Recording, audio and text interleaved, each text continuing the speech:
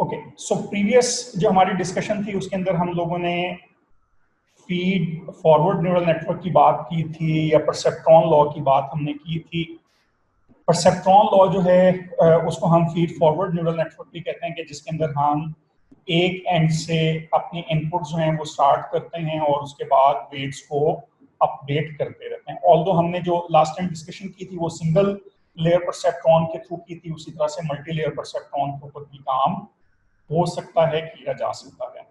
But एक हमारे साथ जो प्रॉब्लम है जब हम बात करते हैं इस तरह के न्यूरल नेटवर्क्स की, तो जैसे कि आपको असाइनमेंट एक टास्क जो है वो परफॉर्म करने के लिए दिया था परसेप्ट्रॉन लॉ का, आपने देखा होगा कि हमारे पास कुछ डाटा जो है वो नॉन लीनियर डाटा होता है कि हमारे पास सेम तरह की इनपुट जो है उसके ऊपर डिफरेंट आउटपुट जनरेट हो रही होती है, उसको लीनियरली क्लासिफाई नहीं किया जा सकता। तो ऐसे तमाम केसेस के अंदर हमें बैक प्रोपेगेशन न्यूरल नेटवर्क्स की जरूरत पड़ती है या ग्रेडियंट डिसेंट टाइप एल्गोरिथम्स की हमें जरूरत पड़ती है कि जिसके अंदर हम एक्चुअली ये चाहते हैं कि जो भी हमारे पास आउटपुट निकल रही हो उस आउटपुट की बेस के ऊपर एरर को कैलकुलेट किया जाए और उस एरर को बैक प्रोपेगेट किया जा रहा हो प्रीवियस न्यूरॉन्स के ऊपर, ताकि वो जो नॉन लीनियरिटी ऑफ डाटा है उस नॉन लीनियरिटी ऑफ डाटा को समहाउ हैंडल किया जा सकता हो। सो इसके लिए हम बैक प्रोपेगेशन न्यूरल नेटवर्क की बात करते हैं। सिंपल मतलब इसका यही है कि हम जो एरर्स होंगे उनको बैकवर्ड डायरेक्शन के अंदर प्रोपेगेट कर रहे होंगे, न्यूरॉन्स को हम एरर प्रोपेगेट करेंगे और उन एरर्स की बेस के ऊपर न्यूरॉन्स जो हैं वो फर्दर अपने वेट्स को अपडेट करेंगे। जो डिफरेंस मौजूद है फीड फॉरवर्ड न्यूरल नेटवर्क्स और फीड बैकवर्ड न्यूरल नेटवर्क्स के अंदर, वो सिर्फ और सिर्फ यही है कि फीड फॉरवर्ड न्यूरल नेटवर्क्स के अंदर एरर बैक प्रोपेगेट नहीं हो सकता।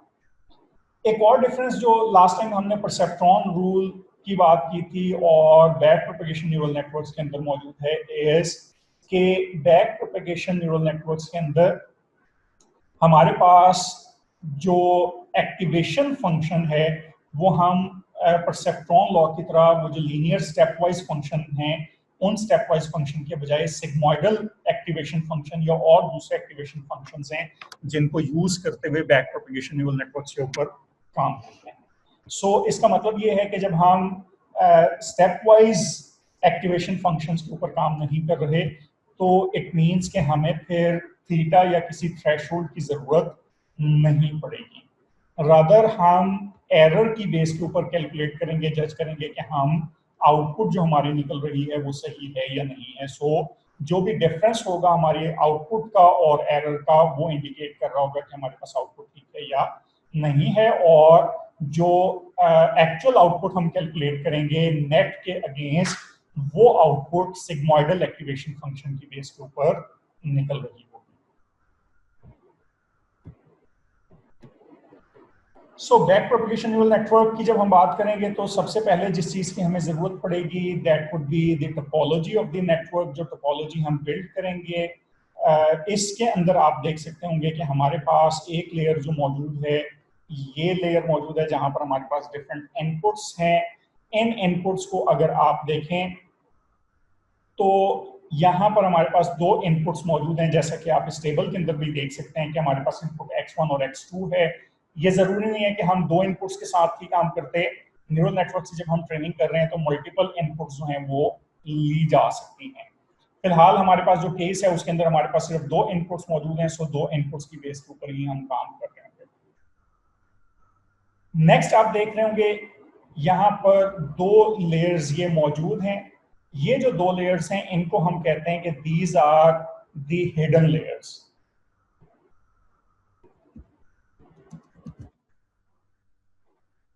इस हिडन लेयर के अलावा ये जो फर्स्ट नोड जहां पर हमने x1 x2 लिया था, ये x1 और x2 जो हैं these are basically input layer, और उसके बाद यहां पर हमारे पास दो हिडन लेयर्स मौजूद हैं। एक और यहां पर आपको न्यूरॉन नजर आ रहा है, ये जो न्यूरॉन मौजूद हो है इसको हम कहते हैं कि this is our output layer. एक बात हमेशा आपको अपने जहन के अंदर रखनी पड़ेगी और वो ये कि हमारे पास जो इनपुट लेयर है और आउटपुट लेयर है वो हमेशा सिंगल होगी, जबकि हिडन लेयर जो हैं, हिडन लेयर एक भी हो सकती है और एक से ज्यादा भी हो सकती हैं। नॉर्मली जब हम बैक प्रोपगेशन एल्गोरिथम की बात करते हैं एटलीस्ट वन हिडन लेयर हम उसके अंदर यूज करते हैं, और जो बेस्ट प्रैक्टिस है वो ये कि maximum 3 number of hidden layers हम रखते हैं। ऑल्दो ये कोई हार्ड एंड फास्ट रूल नहीं है, अगर हम 3 से ज्यादा नंबर ऑफ हिडन लेयर्स रखना चाहें तो वो भी रखी जा सकती हैं। मिनिमम 1 होती है, मैक्सिमम हम नॉर्मली 3 रखते हैं। नॉर्मली 3 से ज्यादा हिडन लेयर इसलिए रिकमेंड नहीं की जाती क्योंकि जितनी ज्यादा नंबर ऑफ हिडन लेयर्स हम रखेंगे हमारी एल्गोरिथम की जो कंप्यूटेशनल कॉम्प्लेक्सिटी है वो भी उतनी ही ज्यादा इंक्रीज कर जाएगी।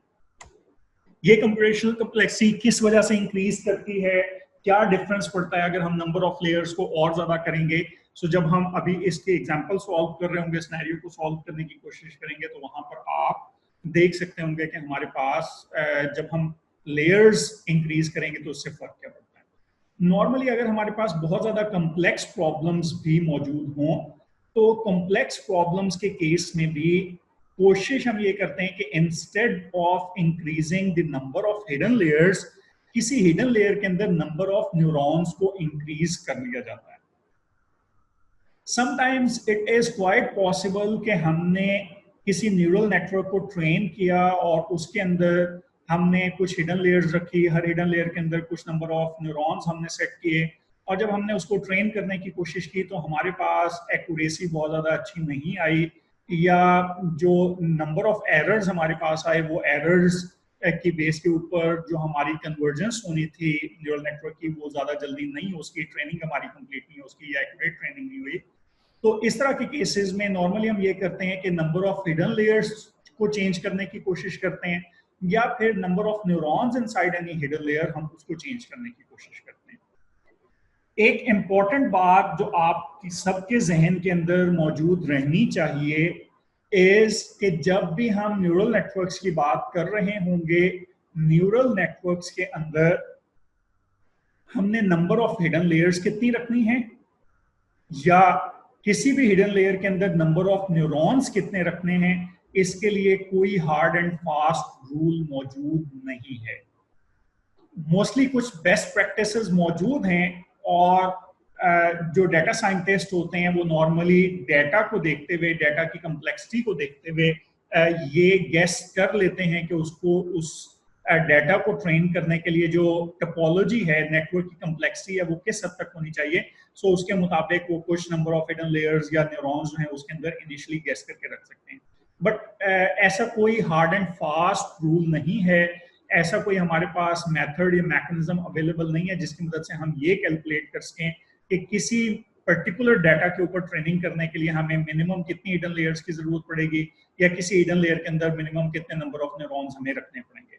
आप किसी हिडन लेयर के अंदर मिनिमम एक न्यूरॉन भी रख सकते हैं और एक से ज्यादा भी रख सकते हैं, बट आपको हमेशा ये बात अपने जहन के अंदर रखनी चाहिए कि जितने नंबर ऑफ न्यूरॉन्स आप ज्यादा कर रहे होंगे और जितनी नंबर ऑफ हिडन लेयर्स आप ज्यादा कर रहे होंगे, आपकी कंप्यूटेशनल कम्प्लेक्सिटी और रनिंग टाइम ऑफ ट्रेनिंग जो है वो थोड़ा सा ज्यादा इंक्रीज हो रहा होगा। एक प्रॉब्लम और जो इस डिस्कशन के अंदर आता है वो ये क्वेश्चन है कि हम इनिशियली कैसे आइडेंटिफाई करेंगे कि हमने जो न्यूरॉन्स रखे हैं वो ठीक हैं या नहीं है, या ये एज्यूम कर लिया जाता है कि अगर हम नंबर ऑफ न्यूरॉन्स ज्यादा कर देंगे तो नेटवर्क ज्यादा जल्दी ट्रेन हो जाएगा। ऐसा भी कोई हार्ड एंड फास्ट रूल मौजूद नहीं है। सो नॉर्मली ये करते हैं हम कि डिफरेंट नंबर ऑफ न्यूरॉन्स जो हैं वो हिडन लेयर्स के अंदर रखकर ट्राई करते हैं, और उससे हम देखते हैं कि नेटवर्क कितनी देर में कन्वर्ट हो रहा है, हमारी एक्यूरेसी जो है वो किस हद तक आ रही है। सो नंबर ऑफ न्यूरॉन ज्यादा करने से ट्रेनिंग के ऊपर को बहुत ज्यादा इंपैक्ट नहीं पड़ता, पड़ भी सकता है, लेकिन हार्ड एंड फास्ट रूल नहीं है कि हमेशा आप नंबर ऑफ न्यूरॉन्स ज्यादा करेंगे तो ट्रेनिंग ज्यादा बेहतर हो जाएगी। समटाइम्स ऐसा होता है नंबर ऑफ न्यूरॉन्स इंक्रीज करने से आपकी जो ट्रेनिंग एक्यूरेसी है वो डिक्रीज होना भी शुरू हो जाती है।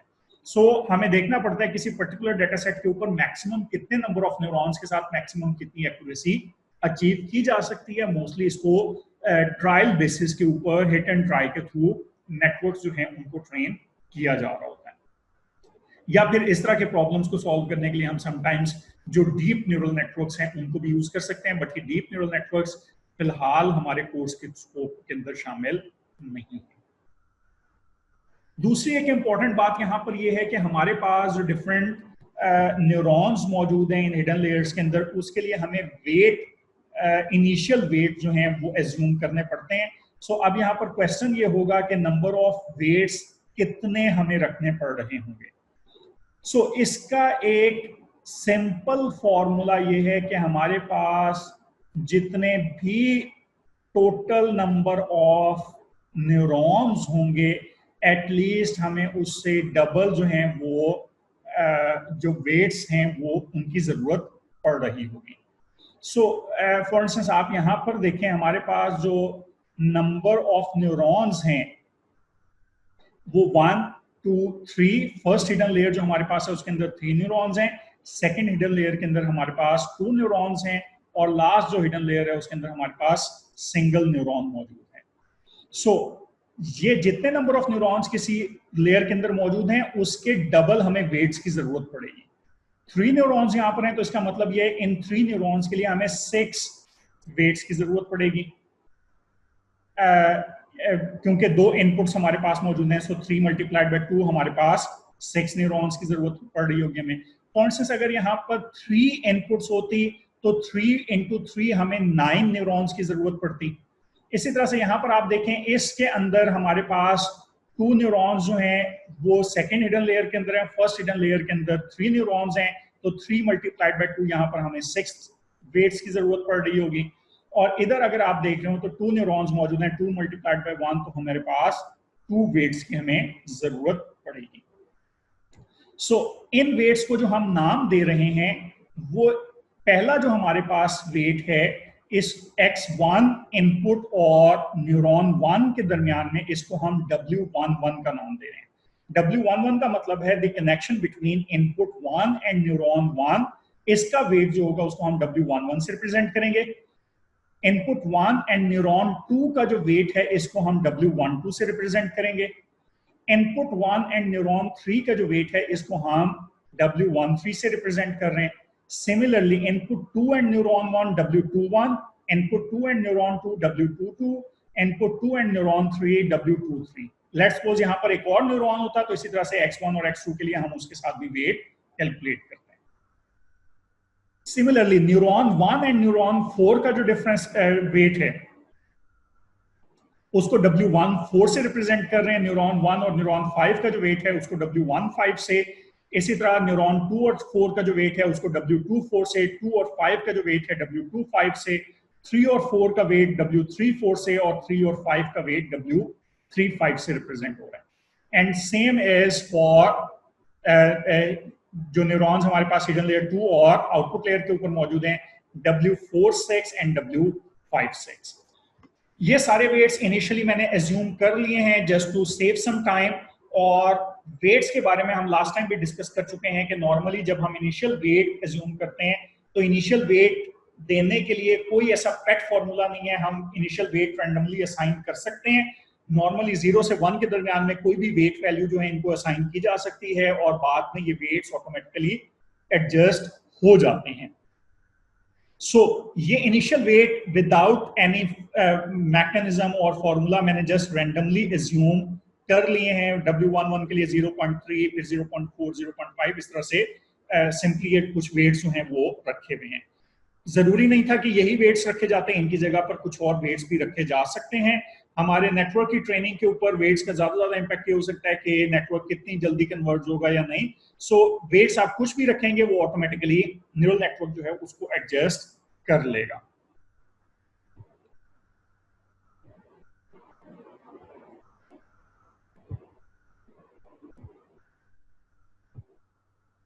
सबसे पहला काम जो हमें करना पड़ेगा दैट वुड बी कि हम हर न्यूरॉन के लिए जो उसकी नेट वैल्यू है वो कैलकुलेट करें, और नेट वैल्यू कैलकुलेट करने के बाद हम फिर उसके लिए जो y की वैल्यू है उसको कैलकुलेट करें।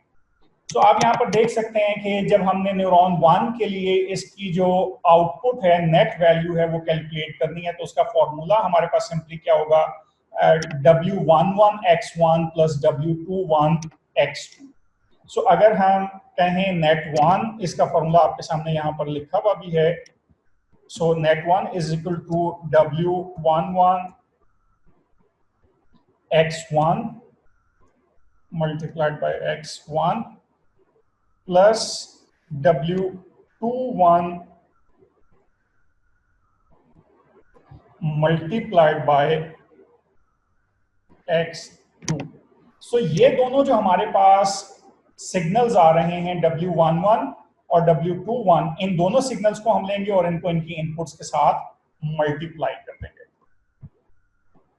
सो जब हम इसको मल्टीप्लाई कर रहे हैं तो हमारे पास जो वैल्यू यहां पर आएगी दैट वुड बी W11 हमारे पास है 0.3 मल्टीप्लाइड बाय X1 हमारे पास 0 है, प्लस W21 हमारे पास अगेन 0.3 है और X2 की वैल्यू जो है वो हमारे पास वो 0 है।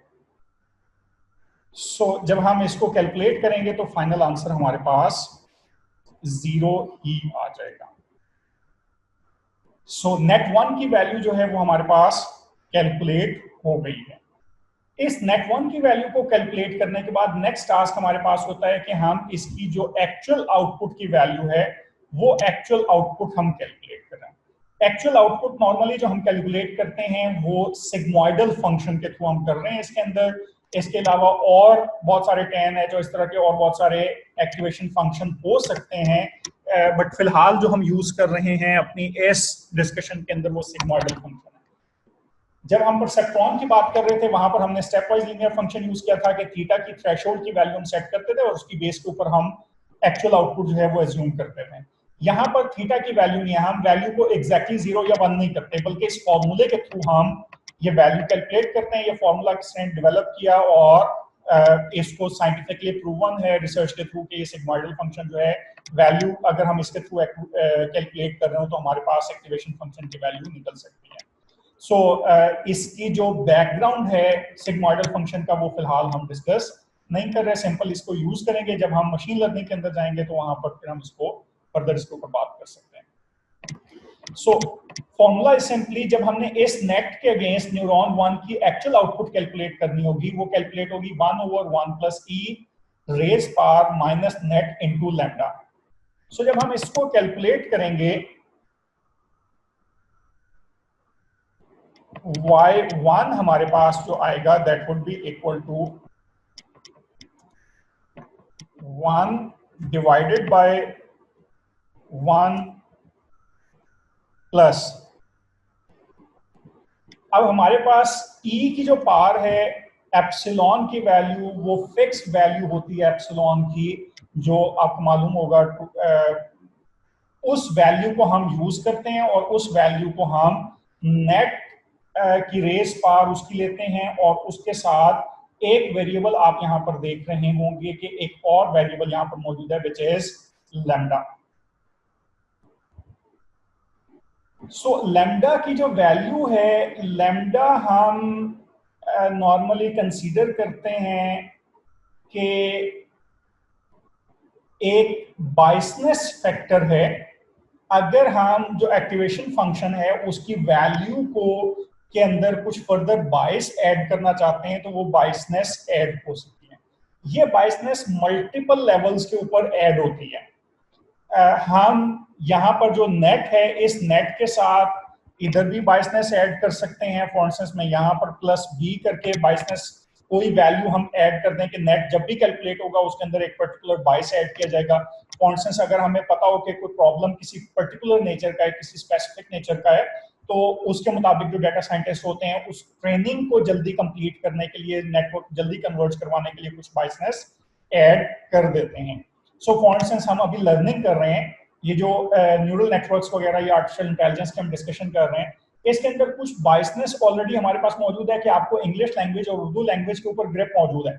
सो ये लेक्चर आपको डिलीवर करने के लिए मैं आपको इंग्लिश लैंग्वेज या उर्दू लैंग्वेज नहीं सिखा रहा, बल्कि मैं उस बाइसनेस को यूज कर रहा हूँ कि जो नॉलेज आपके पास पहले मौजूद है उसकी बेस के ऊपर हम फर्दर लर्निंग कर रहे हैं। सो इस तरह की बहुत सारी बाइसनेसेस जो हैं वो ऐड की जा सकती हैं डिफरेंट लेवल्स के ऊपर। हम फिलहाल इस कोर्स के अब तक जो डिस्कस कर रहे हैं उसके अंदर हम बाइसनेस सिर्फ एक ही जगह पर ऐड कर रहे हैं for the value of lambda, और लैम्डा को हम 1 कंसीडर कर रहे हैं, और 1 कंसीडर करने का मतलब यह है कि जो एक्चुअली एप्सिलॉन की वैल्यू हमारे पास आएगी हम एज इज उसको फर्दर आगे यूज कर लेंगे। सो इसके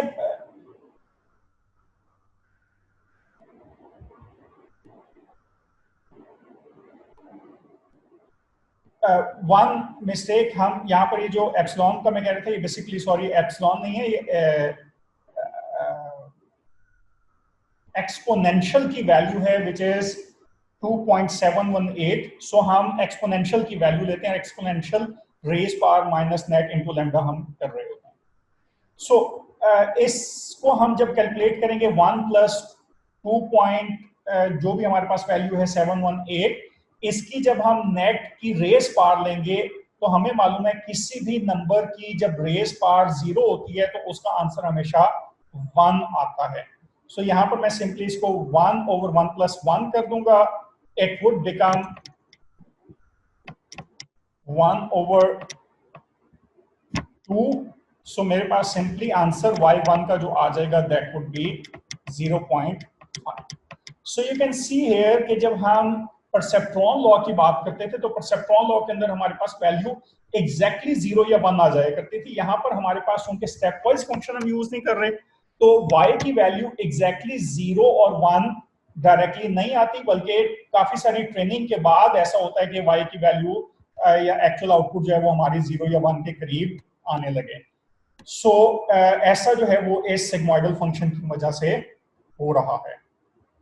सो सिंपली हमारे पास y1 की वैल्यू जो है वो 0.5 आ गई है। इसको मैं सेपरेटली यहाँ पर नोट डाउन कर रहा हूँ ताकि हमारे पास फ्यूचर रेफरेंस के लिए वैल्यू मौजूद रहे। y1 जो है वो हमारे पास 0.5 आया।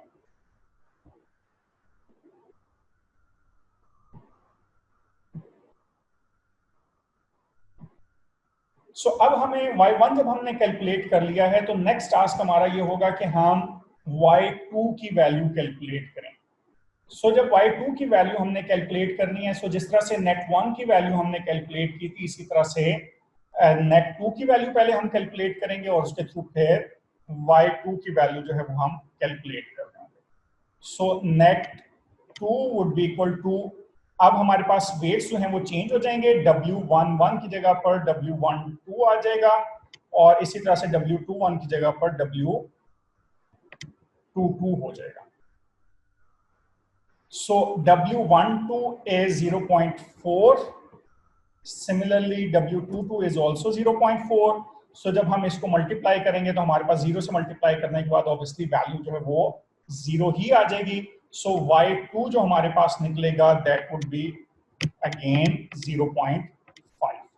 सो इसको अगेन मैं नोट डाउन कर रहा हूं यहां पर। सो y2 जो है that is also 0.5।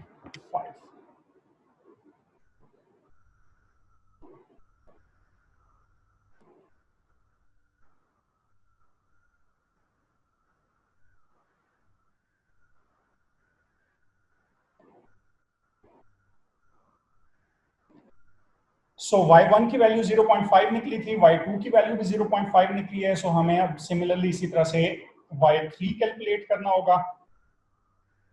जब हम y3 कैलकुलेट करेंगे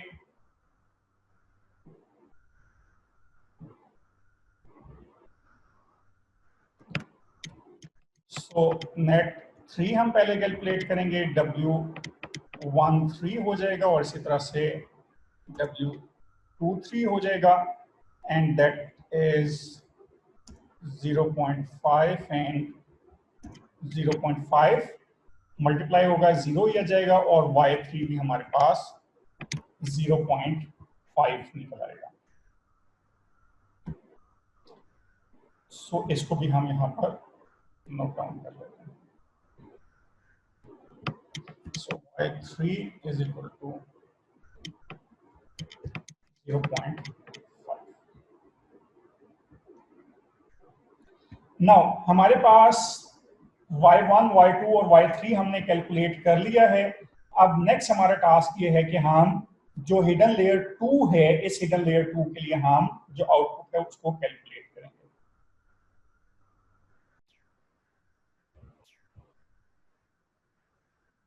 सो जब हमें नेट 4 कैलकुलेट करना है, तो नेट 4 कैलकुलेट करने के लिए जो हमारे पास मेथड है, फॉर्मूला है, इज के हमारे पास जो हिडन लेयर 1 है, इस हिडन लेयर 1 की जो आउटपुट्स हैं वो एज इनपुट हम फीड करेंगे न्यूरॉन 4 को उसकी आउटपुट कैलकुलेट करने के लिए।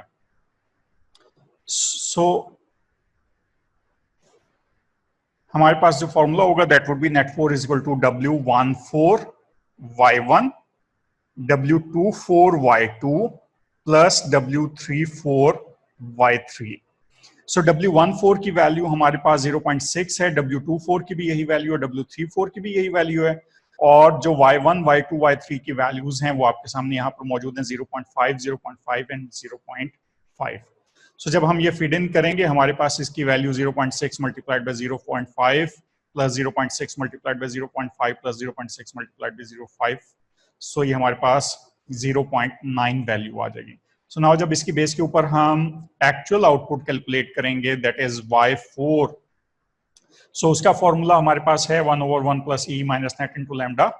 सो यहाँ पर 1/1 plus e raise power minus 0.9 और लैम्डा की वैल्यू जो हम 1 ले रहे हैं, सो इसको जब हम कैलकुलेट करेंगे तो हमारे पास सिंपली Y4 की वैल्यू आ जाएगी दैट इज 0.71। सिमिलरली हम जो नेट 5 और Y5 की वैल्यू है वो कैलकुलेट कर सकते हैं। सो नेट 5 का सिंपली उसी तरह से फॉर्मूला होगा जिसमें न्यूरॉन 1 2 3 की आउटपुट जो हैं वो एज इनपुट अब हम यहाँ पर Y5 के लिए कंसीडर कर रहे होंगे। सो नेट 5 की वैल्यू हमारे पास अगेन 0.9 आ रही है, सो सिमिलरली हमारे पास Y5 की वैल्यू भी 0.71 आ जाएगी। अब हमारे पास लास्ट टास्क ये रह गया है कि हम जो आउटपुट न्यूरॉन है उस आउटपुट न्यूरॉन के ऊपर आउटपुट कैलकुलेट कर रहे हैं। जब हम नेट आउटपुट न्यूरॉन के ऊपर आउटपुट कैलकुलेट करेंगे, ये हिडन लेयर 2 के जो न्यूरॉन्स की आउटकम है ये एज इनपुट हम प्रोवाइड कर रहे होंगे आउटपुट न्यूरॉन को। हमारे पास W46 is 0.3 multiplied by 0.71 which is the output of Y4 plus W56 is 0.5 multiplied by the output of Y5 which is 0.71। जब हम इनको मल्टीप्लाई करेंगे हमारे पास 0.21 प्लस 0.35 वैल्यू आ जाएगी एंड फाइनली हमारे पास n का रिजल्ट जो है वो 0.56 हो जाएगा। जब हम आउटपुट न्यूरॉन के ऊपर उसकी आउटपुट कैलकुलेट कर रहे होंगे विच इज Y6, सिंपली जब वैल्यू हम फिड इन करेंगे तो हमारे पास जो आउटपुट न्यूरॉन के ऊपर हमारे पास आउटपुट निकल रही है that is 0.63। You can see the difference here कि हमारे पास जो आउटपुट है वो एग्जैक्टली 1 नहीं निकली, it is 0.63 which is greater than 0.5 but actually 1 के करीब नहीं है। हमें कुछ इस तरीके से वेट्स को अपडेट करना पड़ेगा कि फिर ये वैल्यू जो है वो 1 के करीब हो जाए ना। जब ये वैल्यू 1 के करीब नहीं है तो इसका एक सिंपल मतलब ये है कि इस न्यूरॉन की जो आउटपुट हमारे पास निकली है इसके अंदर एरर मौजूद है। नेक्स्ट टास्क जो हमारा होगा इज कि हम एरर कैलकुलेट करें आउटपुट न्यूरॉन के ऊपर, और जब आउटपुट न्यूरॉन के ऊपर हमारे पास एरर आ जाएगा तो उस एरर को फिर हम बैक प्रोपेगेट करेंगे प्रीवियस न्यूरॉन्स के ऊपर। जब हमें एरर कैलकुलेट करना है, इस एरर को हम डेल्टा से रिप्रेजेंट कर रहे हैं, और डेल्टा जो है हमारे पास जो वैल्यू इसकी आ रही होगी delta 6 that would be equal to Y6 into 1 minus Y6 multiplied by T minus Y6। जब हम इसको कैलकुलेट करेंगे Y6 की वैल्यू हमारे पास है 0.63 into 1 minus Y6 1 minus 0.63 multiplied by T minus Y6। Target outcome जो हमारे पास है, आप हमारे पास जो इनपुट टेबल था उसके अंदर आप देख सकते हैं जिसको डेटा सेट को हम ले रहे थे कि अगर 0 0 इनपुट हो तो टारगेट आउटपुट हमारे पास 1 होनी चाहिए। So again 1 minus 0.63। सो जब हम इसको कैलकुलेट करेंगे हमारे पास जो आंसर आएगा that would B 0.63 multiplied by 0.37 multiplied by 0.37, so it becomes 0.086। सो ये जो एरर हमारे पास आउटपुट न्यूरॉन के ऊपर आया है, ये एरर आइदर F4 ये जो न्यूरॉन 4 है यहां से आ सकता है, या फिर ये एरर हमारे पास न्यूरॉन 5 से आ सकता है। सो हम इस एरर को बैक प्रोपेगेट करके चेक करेंगे कि आउटपुट न्यूरॉन के ऊपर जो हमारे पास एरर निकला है इसके अंदर कितना कंट्रीब्यूशन न्यूरॉन 4 के एरर का था और कितना कंट्रीब्यूशन जो है वो न्यूरॉन 5 के एरर का था। जब हम न्यूरॉन 5 के ऊपर एरर कैलकुलेट करेंगे तो उसके लिए जो फॉर्मूला है is a bit different from the output neuron, क्योंकि आउटपुट न्यूरॉन के ऊपर जब हम एरर कैलकुलेट कर रहे होते हैं तो वहां पर तो हमारे पास टारगेट आउटकम मौजूद होती है, लेकिन जब हम हिडन लेयर्स की बात कर रहे हैं तो यहां पर हमारे पास टारगेट आउटपुट मौजूद नहीं है, सो हम उसके साथ कंपेयर नहीं कर सकते। So first part of the error would be same y5 into 1 minus y5 multiply हम इसको कर देंगे ये जो न्यूरॉन 4 और न्यूरॉन 6 के दरमियान कनेक्शन एस्टेब्लिश हुआ है इसका weight which means W56, and जो न्यूरॉन 6 के ऊपर हमारे पास एरर आया था उसके साथ जब हम इसको मल्टीप्लाई कर देंगे तो उस सूरत में हमारे पास इस न्यूरॉन का एरर आ जाएगा।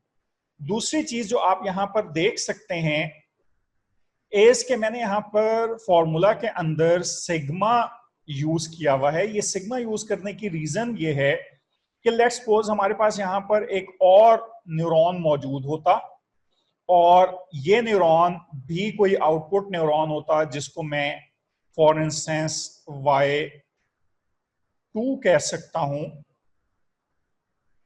एंड इसको Y1 अगर फॉर इंस्टेंस में कह दूं। अगर ये न्यूरॉन मौजूद होता और n न्यूरॉन्स के कनेक्शन इसके साथ भी स्टैब्लिश हुए हुए होते फॉर इंस्टेंस लाइक दिस। अब अगर इसकी जो आउटकम हमने कैलकुलेट की है वो सिर्फ यहां पर फीड इन तो नहीं हुई, वो इसकी आउटकम इस न्यूरॉन को भी फीड इन हुई होगी। जब ये आउटकम इस न्यूरॉन को भी फीड इन हुई भी है तो उस सूरत में यहां पर भी जो भी आउटकम निकल जा रही होगी उसका कंट्रीब्यूशन, उसका इंपैक्ट इधर आएगा। हम सिग्मा इसलिए लिखते हैं कि अगर फॉर इंस्टेंस मेरे पास यहां पर डेल्टा 7 भी मौजूद होता, फॉर इंस्टेंस मैं कह रहा हूं कि ये मेरे पास न्यूरॉन 7 था, तो हम इसको बेसिकली सम कर देते डेल्टा 7 इनटू W57। इससे हमें पता चल जाता है कि टोटल एरर जो यहां पर मौजूद है या टोटल एरर जो यहां पर मौजूद है वो एरर आइदर इधर प्रोपेगेट हुआ होगा या इधर प्रोपेगेट हुआ होगा। दोनों जो न्यूरॉन्स के अंदर एरर प्रोपेगेट हुआ है उसका जितना जितना भी कंट्रीब्यूशन इस न्यूरॉन की तरफ से था वो सारे के सारा हम इसको बैक प्रोपेगेट करेंगे। सिग्मा अभी यहां पर चूंकि हमारे पास कोई दूसरा न्यूरॉन मौजूद नहीं है हमने सिर्फ एक ही लिखा हुआ है, लेकिन जब हम न्यूरॉन 1, 2 या 3 के ऊपर एरर कैलकुलेट करेंगे तो वहां पर आप देख सकते होंगे कि एक्चुअली ये सिग्मा क्या रोल प्ले कर रहा है। अगर आपके पास सेकेंड हिडन लेयर या थर्ड हिडन लेयर के अंदर इस तरह से मल्टीपल न्यूरॉन्स मौजूद हैं तो बेसिकली आपको जहन में रखना पड़ेगा कि आपने उन तमाम वैल्यूज को इसी तरह से सम करना होगा।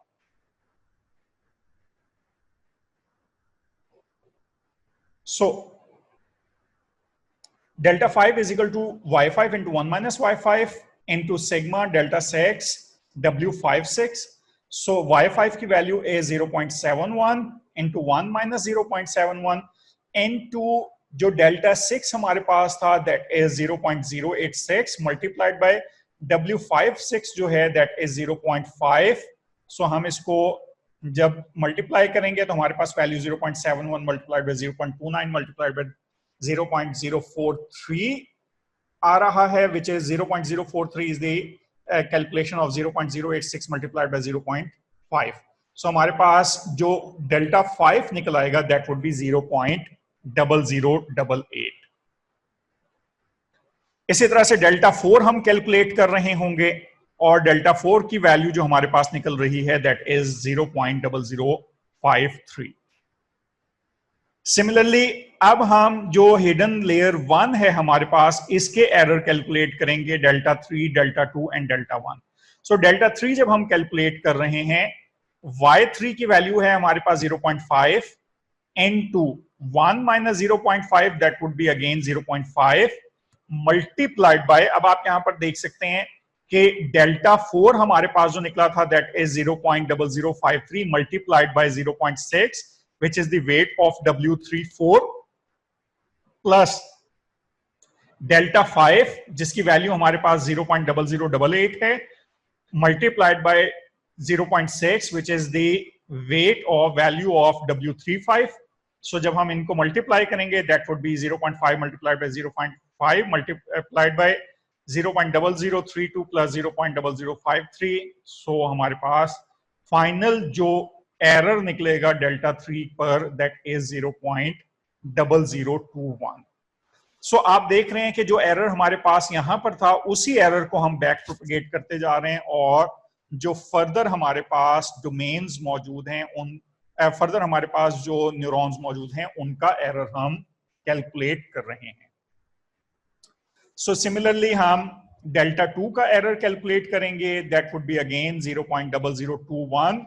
उसकी रीजन ये है कि हमारे पास y2 की वैल्यू जो है is exactly the same as y3, और जो वेट्स हमने दिए हुए थे W1, 4, 2, 4, 3, 4, 5 और इसी तरह से 1, 5, 2, 5, 3, 5, ये सारे के सारे वेट हमने सेम रखे हुए थे। यहाँ पर आउटकम्स भी सेम आ रही हैं, सो अल्टीमेटली जो हम कैलकुलेशंस यहाँ पर करेंगे हमारे पास रिजल्ट सेम ही आ रहा होगा। सो इसका जो डेल्टा 2 हमारे पास निकल आएगा that would B 0.0021। Similarly delta 1 calculate करेंगे, इसकी वैल्यू भी हमारे पास 0.0021 आ जाएगी। नाउ हमने तमाम न्यूरॉन्स का एरर कैलकुलेट कर लिया है। सो अब एरर कैलकुलेट करने के बाद जो लास्ट टास्क हमारा रह जाता है इज सिंपली कि हम अब तमाम के तमाम जो वेट्स हैं उनको अपडेट करेंगे। सो वेट अपडेट करने का जो फॉर्मूला है इज एग्जैक्टली द सेम जैसे हम इससे पहले यूज करते रहे हैं परसेप्ट्रॉन लॉ के अंदर। सो यहां पर भी वेट अपडेट करने का फॉर्मूला हमारे पास सेम ही रहेगा। सो सबसे पहले हम W11 का वेट अपडेट करेंगे, और इसी तरह से जो सारे वेट्स हैं इनपुट लेयर से लेकर आउटपुट लेयर तक उन तमाम के तमाम वेट्स को हम चेंज कर रहे होंगे। सो W11 डैश अगर हमने मालूम करना है that would be equal to W11 plus alpha multiplied by delta 1 multiplied by input. So आप यहां पर देख रहे होंगे जब भी हम वेट अपडेट करते हैं सो बेसिकली जो नेक्स्ट न्यूरॉन का एरर है उसको हम मल्टीप्लाई कर रहे होते हैं अल्फा और जो प्रीवियस इनपुट हमने प्रोवाइड की है उसके साथ। सो जब हम इस कनेक्शन का वेट अपडेट कर रहे होंगे W11 का, तो हम नेक्स्ट न्यूरॉन का एरर लेंगे और प्रीवियस इनपुट लेंगे और उसको अल्फा के साथ मल्टीप्लाई कर देंगे। सो जब हम इसको मल्टीप्लाई कर रहे हैं तो वैल्यू हमारे पास जो निकल रही है प्रीवियस वेट W11 का दैट वाज 0.3, अल्फा की वैल्यू जो रेट ऑफ लर्निंग है हमारे पास वो हम एज्यूम कर रहे हैं 0.1, डेल्टा 1 हमारे पास 0.0021 है, और x1 जो हमने प्रोवाइड किया था दैट वाज 0। अगर आपके जहन में इनिशियली हमने 0 इनपुट प्रोवाइड की थी। सो जब हम इसको 0 के साथ मल्टीप्लाई करेंगे तो अल्टीमेटली ये सारी की सारी वैल्यू 0 हो जाएगी। सो हमारे पास यही वेट वापस आ जाएगा। And same would be the case for W21, यहां पर भी हमारे पास सेम वेट रिटर्न हो जाएगा। सो इसी तरह से W12 एंड W22 हम मालूम करेंगे। सो W12 जब हम फाइंड आउट कर रहे होंगे सेम फॉर्मूला हम यूज कर रहे हैं, चूंकि इनपुट हमारे पास 0 थी इस केस के अंदर, सो सेम वेट हमारे पास रिटर्न होगा। Same would be the case for W22, वहां पर भी वेट जो है अपडेट नहीं होगा बिकॉज इनपुट वाज 0। इसी तरह से W13 एंड W23 के अंदर भी हमारे पास सेम वेट्स रिटर्न हो जाएंगे, क्योंकि इनपुट 0 थी तो जब 0 से मल्टीप्लाई हम कर रहे होंगे तो अल्टीमेटली हमारे पास वेट्स अपडेट नहीं होंगे। Next is the case for जो न्यूरॉन 4 और न्यूरॉन 5 और न्यूरॉन 1, 2, 3 के दरमियान जो कनेक्शन स्टैब्लिश हुए हुए हैं, इन कनेक्शंस के वेट्स हम अपडेट कर रहे होंगे। सो W14, W24, W34, इसी तरह से W24, W25 and so on, हम तमाम के तमाम वेट्स को अपडेट करने की कोशिश करेंगे यहाँ पर।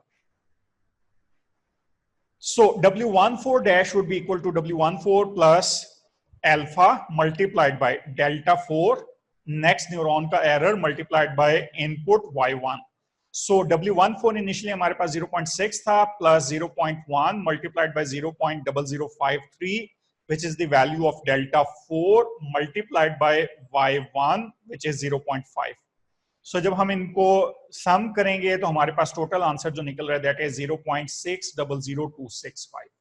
अब आप यहां पर देख रहे हैं कि ये जो वेट अपडेट हुआ है इज वेरी स्मॉल वेट और बहुत स्मॉल चेंज जो है हमारे पास यहाँ पर वेट के अंदर आ रहा है। सो जब इतना स्मॉल चेंज आ रहा हो तो समटाइम्स इतने स्मॉल चेंज को हम यूज नहीं करते, वेट्स को हम ऐसी सूरत में अगर बहुत ही स्मॉल चेंज आ रहा हो तो उसको इग्नोर किया जा सकता है। सो कितना वेट हमने अपडेट करना है it depends upon the threshold value. So जो हमारे पास थ्रेशोल्ड वैल्यू होगी उसके ऊपर डिपेंड कर रहा होगा कि न्यू वेट्स हम क्या असाइन करेंगे।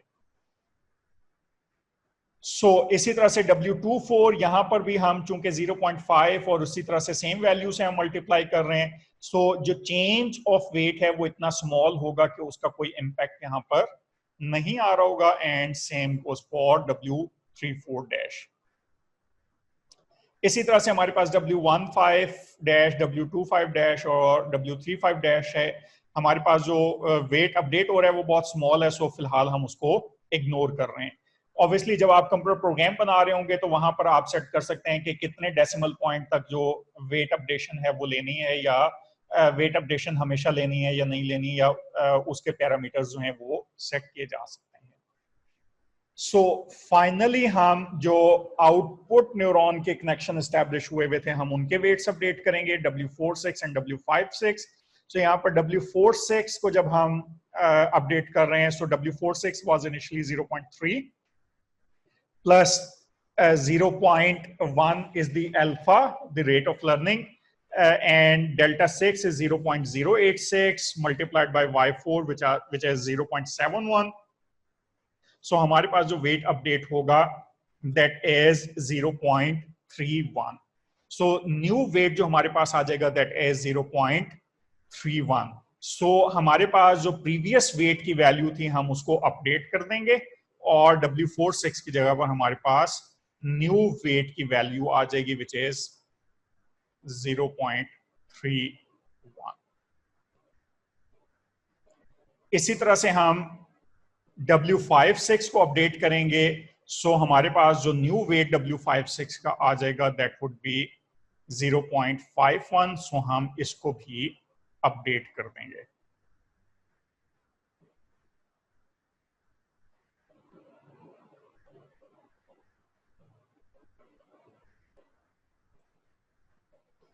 सो विद दैट हमारी फर्स्ट आइट्रेशन जो है वो कंप्लीट, फर्स्ट इनपुट के अगेंस्ट जो हमारा टास्क था वो कंप्लीट हो चुका है।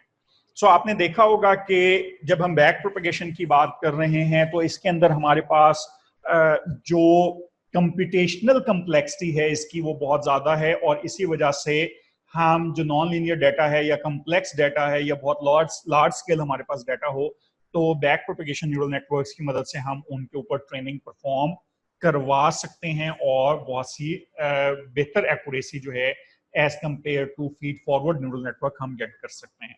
दूसरी चीज, जैसा स्टार्ट लेक्चर के अंदर मैंने कहा था कि आप देख सकते हैं कि यहाँ पर जो नंबर ऑफ टास्क हमें परफॉर्म करने पड़ रहे हैं, सो अगर हम एक न्यूरॉन भी ऐड करते हैं या एक हिडन लेयर ऐड करते हैं तो हमारा काम जो कंप्यूटेशंस हमें परफॉर्म करनी पड़ेंगी वो बहुत ज्यादा बढ़ जाती हैं। सो हमेशा केयरफुली इस बात को मैनेज किया जा रहा होता है कि हमने कितने नंबर ऑफ न्यूरॉन्स लेने हैं और कितनी नंबर ऑफ हिडन लेयर्स लेनी है। This is not a good practice कि हम इनिशियली ये कहें कि हम ट्रेनिंग स्टार्ट कर रहे हैं और हम 100 न्यूरॉन्स का नेटवर्क जो है वो बिल्डअप कर रहे हैं, या 3 हमारे पास लेयर्स हैं और हर लेयर के अंदर हमने 20 न्यूरॉन्स ले लिए। सो हमें जो हमारे पास डेटा सेट होगा उसके अकॉर्डिंगली हम चेक कर रहे होंगे कि हम कितने नंबर ऑफ न्यूरॉन्स लेंगे क्योंकि जितने नंबर ऑफ न्यूरॉन्स हम इंक्रीज कर रहे होंगे, every single neuron add up करने के ऊपर हमारी कंप्यूटेशनल कॉम्प्लेक्सिटी और जो टाइम फॉर ट्रेनिंग है वो उसके ऊपर इम्पैक्ट उसका आ रहा होगा. So that's it for back propagation neural network.